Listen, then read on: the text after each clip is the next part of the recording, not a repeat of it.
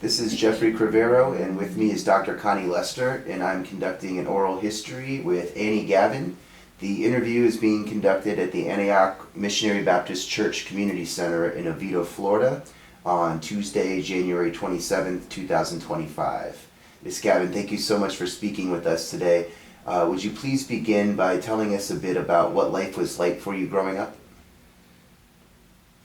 Okay, first of all, it's Dr. Gavin. Dr. Gavin, okay. Okay. Life growing up in Oviedo was very simple. It was a rural life in all respects. Houses were not very close together. We had dirt roads. The street on which I lived did not have a name at the time. The area was called Jackson Heights because mostly Jacksons lived there. I was one of 10 siblings. My father was an only child. And so it took on the name of my grandfather, who homesteaded the land since 1910. So it was basically the Jacksons and the Moores. The Moores lived even further back than we did in wooded areas, and they had a lot of children. So it was basically the Jacksons and the Moores back there for years and years and years. We were pretty sheltered for the most part. Our social lives basically consisted of church and school. And when you were not at church, not at school, you were working basically with your parents on their farms or in their gardens. Most people had gardens. And at the time when I was growing up, all of us had outdoor toilets. We played softball in the dirt in our yards, usually with sticks or with boards because we didn't have baseball bats as such. We rode our bikes. Usually there was maybe one bike per family, and you rode your bike or walked wherever we went. We walked to church, which was maybe a little over a mile until my dad got a car. And so that's what it was like. Everybody knew everybody else. We didn't have keys. Nobody locked their doors at the time. We were in and out of other people's homes all of the time, but your parents always knew where you were, and you were always home before dark. That was one of the rules. You could go play, but you had to be home by dark. And that's basically what it was like. I walked to school in the old location before Jackson Heights Elementary was built, and it was initially Oviedo Elementary after we moved from the original site, which was across the street from Fountainhead Baptist Church. Then when the new site moved to Jackson Heights, I basically just walked across the dirt road to get to school. And that was from grade 1, because we didn't have kindergarten at the time, from grade 1 through 8. And then in 9th grade, we were bused to Crooms Academy High School, which was in Sanford, Florida, 17 miles away, one way. After that, I went to college, and the rest, as they say, is history. What were your parents' names? My mother was Lucille Williams Jackson. Her father was a minister. As a matter of fact, he was one of the first ministers at Grant Chapel AME Church, which is still an active church here in Oviedo. My father, who was an only child, was Moses Elijah Jackson. He was the only son of Henry and Althea Jackson, my grandfather. And were they also from Central Florida? No, my grandmother was from northern Florida, but my grandfather was from Georgia. Do you remember some of your favorite memories from school? Did you have a favorite teacher? I think my favorite teacher was probably Mrs. May Frances Muller, who was the music teacher and was the wife of the principal, Stanley Muller, who was principal at that school for more than 20-some years, 27 or 28 years, 20-something years. He was the only principal that I ever had at that school, Oviedo Elementary, going to Jackson Heights Elementary, going to Jackson Heights Middle School, which it is currently. And what were some of your favorite things about your community? I guess the fact that everybody knew everybody. Teachers went to the same churches that we did. They lived in the same communities that we did. So they were really interested in us both in school and out of school. They shopped at the same stores. We were made to feel welcome in their homes. So I guess the fact that it was a small community and closely knitted community was one of the things that sticks with me, you know, and one of the things that I miss, because as you become more urban, you lose those special things about small communities. Yeah, I was going to ask, is that one of the biggest differences nowadays in the community? Mm-hmm. Yeah, it's more urban. People, there are a lot of people who did not grow up here. A lot of transplants, and that's good in some ways, but in other ways, people who come from communities where they don't really greet each other and speak to each other makes a difference. People who would rather look in the opposite direction as opposed to speak to you, that was not what we grew up with.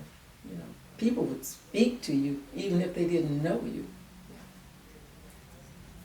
What do you hope that the Oviedo Colored School Museum will bring to the community? I hope it will bring factual history. Our history in particular, the history of black children in America. My personal feeling, and from what I see, is that the history is being distorted. It was not all pleasant. There was some ugliness, and I see attempts to erase or pretend that it never happened. And I don't think a community can grow and move forward unless you accept all of what's in your past. So I think that the museum will have an opportunity to not necessarily try to relive anything, but to give a true picture of what growing up in Oviedo and going to colored schools was like. Because you have to have a conversation. If it was a colored school, why was that necessary in the first place? It was a colored school because you couldn't go to the white schools.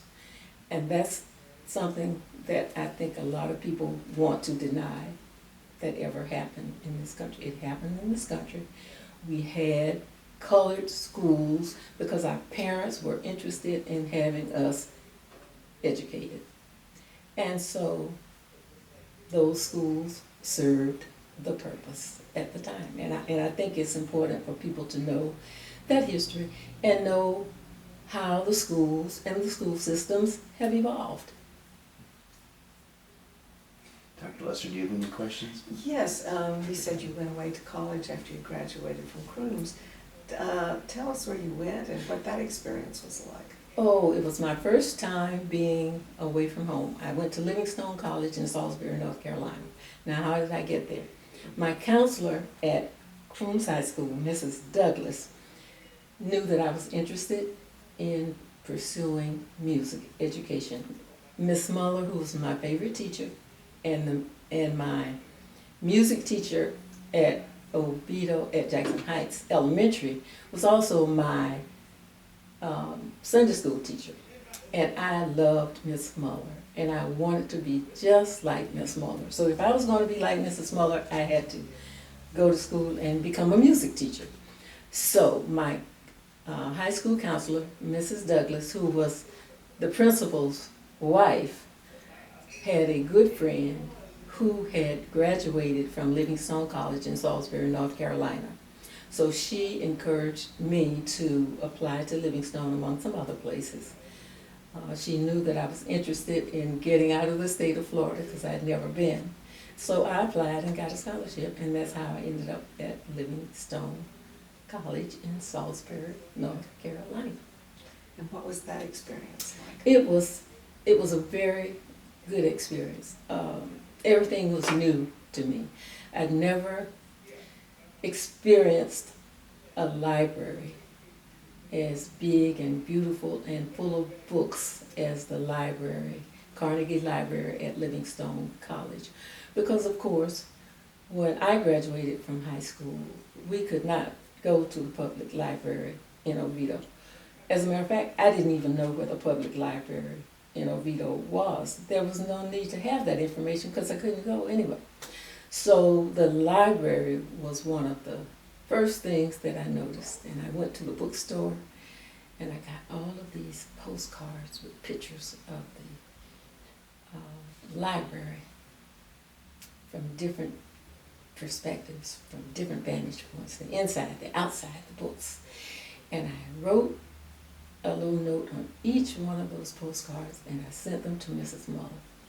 And I was so excited, and years later I thought about how naive I was, and she probably chuckled when she got those postcards, because to me it was just another world being opened, but to her it was probably no big deal, but I didn't know it at the time. It was wonderful being there from that perspective. It was also wonderful to meet kids from other states, since I had not ever been out of the state of Florida. I had I had two roommates that first year. One was from Hollywood, Florida. The other was from Wilmington, North Carolina. Then we had two good friends who were in the dorm room next to us. One was from New York City, and one was from Rock Hill, South Carolina. So all of us came from different backgrounds, and it was just so wonderful to get close to people who had had different experiences. From this little girl who had been from such a small town where we didn't do much. We went to the movies maybe twice a month when the only theater was open for colored children, and we only saw Westerns then, old Westerns at that.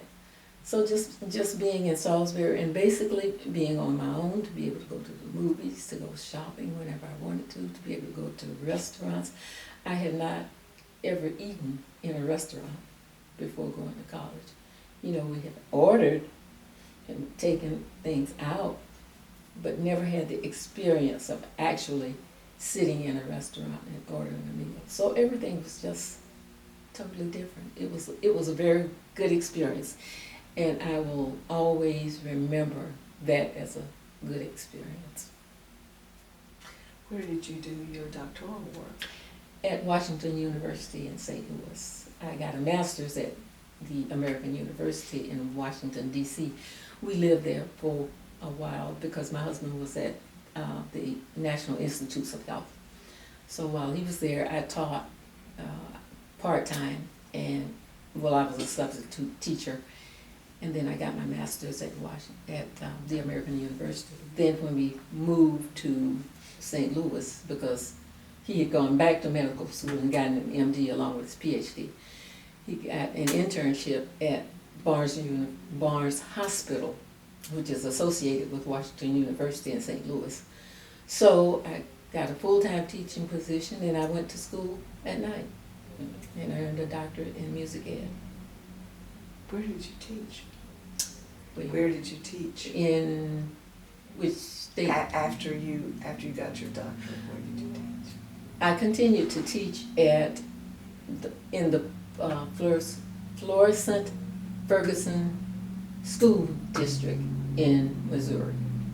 And then we moved to Oklahoma City and I went back to school. School was always something that I did when we moved. I went back to school and became certified in administration, and so I became a principal in Oklahoma City. And I stayed a principal until I retired in 2009. Is that when you came back to Oviedo? No, we came back to Oviedo in 2019. We moved from Oklahoma to Washington, D.C. We were in Washington, D.C. twice and in Atlanta twice.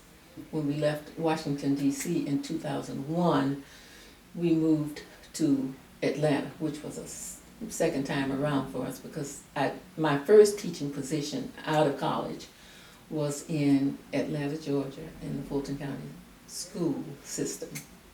Now, how did I end up in Atlanta? Well, the guy that I was dating at Livingstone College went to Emory, which is in Atlanta, to do a PhD program. So he was 3 years ahead of me.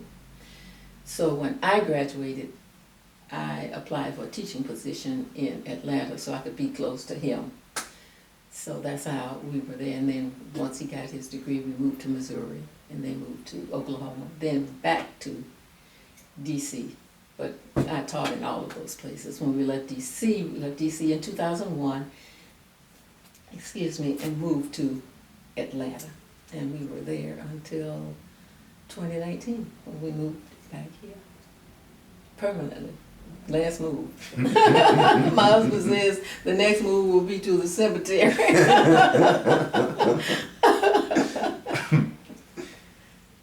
So is there anything that we haven't talked about that you would really like people to know about your growing up years or your college years?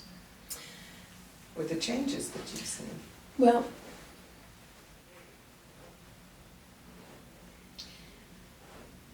one of the things that I would like for people to know, and it's come to the surface again, since we had this recent incident of hate where the building was vandalized by ugly symbols and ugly words, it brought back a memory that I don't talk about much.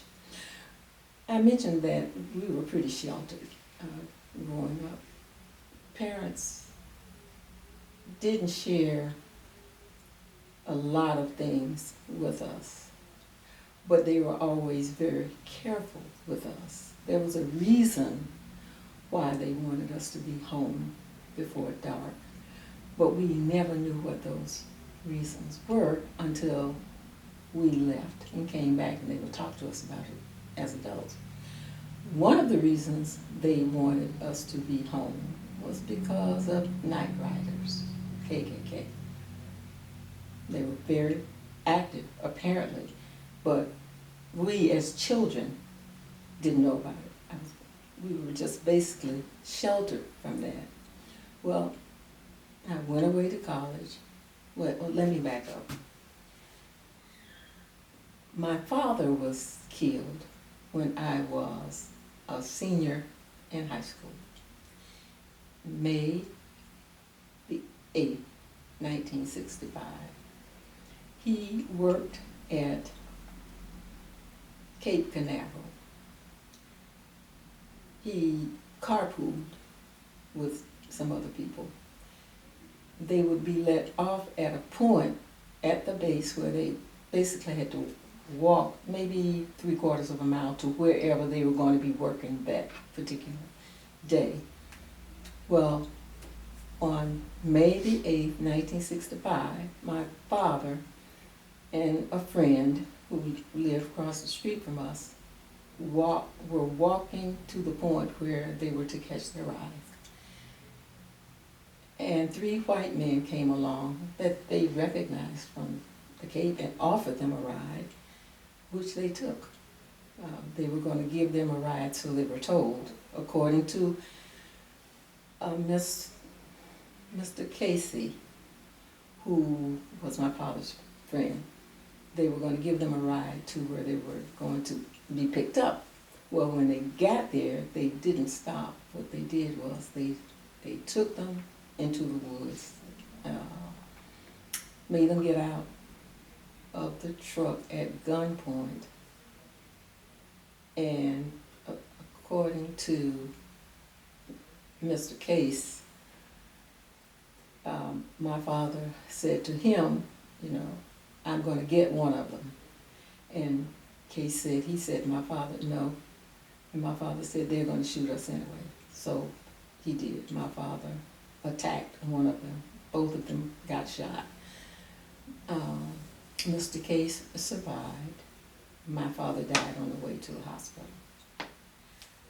That was basically the first racially motivated incident that touched me and my family directly. Okay, fast forward, I go to college, I graduate from college, and I come back to visit my mother during the summer for a couple of weeks. I mentioned to you that Jackson Heights Elementary was across the street from where we grew up. Well, my mother continued to live in that house. During the renovations of the school and everything, it was updated. I was there, it was towards the end of the summer, in Jackson Heights having open house. People were parked on the street and sort of off of the street onto my mother's property, which was sort of open.